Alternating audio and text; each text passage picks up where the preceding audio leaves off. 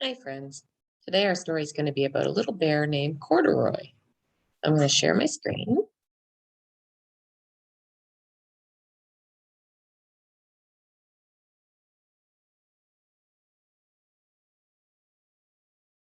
Corduroy is a bear who once lived in the toy department of a big store.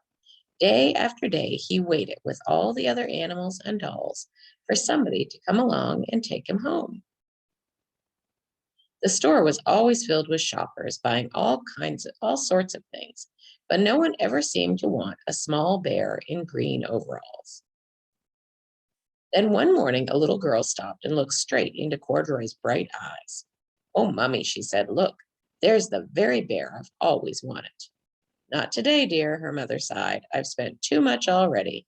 Besides, he doesn't look new. He's lost the button to one of his shoulder straps." Corduroy watched them sadly as they walked away. "I didn't know I'd lost a button," he said to himself. "Tonight I'll go and see if I can find it." Late that evening, when all the shoppers were gone and the doors were shut and locked, Corduroy climbed carefully down from his shelf and began searching everywhere on the floor for his lost button.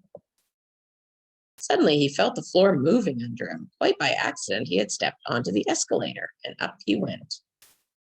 Could this be a mountain, he wondered? I think I've always wanted to climb a mountain. He stepped off the escalator as it reached the next floor, and there, before his eyes, was the most amazing sight.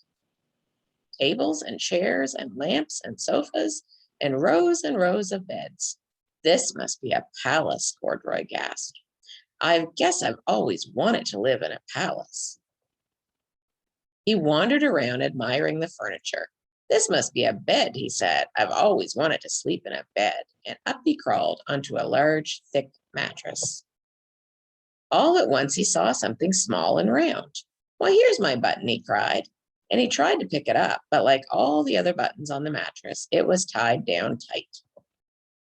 He yanked and pulled with both paws until pop, off came the button, and off the mattress Corduroy toppled.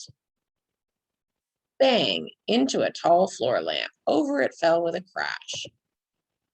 Corduroy didn't know it, but there was someone else awake in the store. The night watchman was going his rounds on the floor above. When he heard the crash, he came dashing down the escalator. "Now, who in the world did that?" he exclaimed. "Somebody must be hiding around here." He flashed his light under and over sofas and beds until he came to the biggest bed of all. And there he saw two fuzzy brown ears sticking up from under the cover. "Hello," he said. "How did you get upstairs?" The watchman tucked Corduroy under his arm and carried him down the escalator and set him on the shelf in the toy department with the other animals and dolls. Corduroy was just waking up when the first customers came into the store in the morning, and there, looking at him with a wide, warm smile, was the same little girl he'd seen only the day before. "I'm Lisa," she said, "and you're going to be my very own bear. Last night I counted what I saved in my piggy bank, and my mother said I could bring you home." "Shall I put him in a box for you?" the saleslady asked. "Oh, no, thank you," Lisa answered, and she carried Corduroy home in her arms.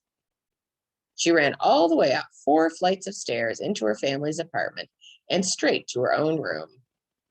Corduroy blinked. There was a chair and a chest of drawers, and alongside a girl-sized bed stood a little bed, just the right size for him. The room was small, nothing like that enormous palace in the department store. "This must be home," he said. "I know I've always wanted a home." Lisa sat down with Corduroy on her lap and began to sew a button on his overalls.